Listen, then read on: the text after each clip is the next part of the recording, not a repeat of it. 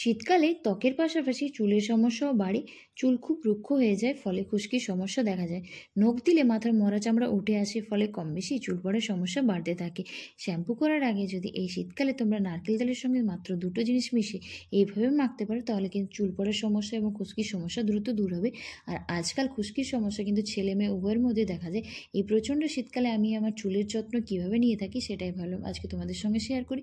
তো চলো বন্ধুরা, বেশি না কথা বলে ঝটপট করে আজকের এই ভিডিওটা দেখে নাও। তার আগে বলবো, এখনও পর্যন্ত যারা চ্যানেলটিকে সাবস্ক্রাইব করেনি তারা চ্যানেলটিকে অবশ্যই সাবস্ক্রাইব করে রাখো এইরকম নতুন নতুন স্কিন কেয়ার এবং হেয়ার কেয়ারের রেমেডি পাওয়ার জন্য। প্রথমে আমি আমার চুলটাকে দুভাগ করে নিই, একটা চিরুনির সাহায্যে খুব ভালোভাবে আঁচড়ে নিচ্ছি, যাতে চুলের মধ্যে কোনো জট না থাকে এবং রেমেডিটা খুব ভালোভাবে কাজ করতে পারে। তারপরে এই রেমেডিটা বানানোর জন্য নিচ্ছি আমি এখানে 1 চামচ মতো অ্যালোভেরা জেল। তার সঙ্গে আমি মিশিয়ে নিচ্ছি নারকেল তেল। তোমরা তোমাদের পছন্দ মতো যে কোনো তেল ব্যবহার করতে পারো। আমি এখানে 2 চামচ মতো নারকেল তেল নিয়েছি। তার সঙ্গে মেশাচ্ছি আমি 1 চামচ মতো মধু। মধু আমাদের চুলের রুক্ষতাটাকে খুব সহজেই কাটিয়ে দিতে সাহায্য করে।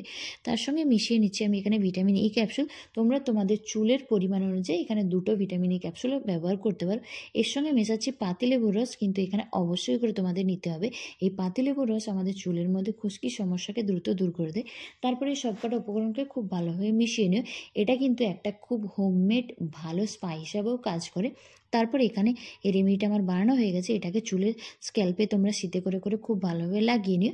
তারপরে তোমরা সেটাকে আবার স্ক্যাল্পে লাগানো হয়ে গেলে যেটা বাড়তি থাকবে সেটাকে তোমরা লেন্থে লাগিয়ে নিও। তারপর হালকা হাতে মাথার স্ক্যাল্পটাকে খুব ভালোভাবে মাসাজ করো। মাসাজ করলে চুলের মধ্যে ব্লাড সার্কুলেশন ভালো হয়।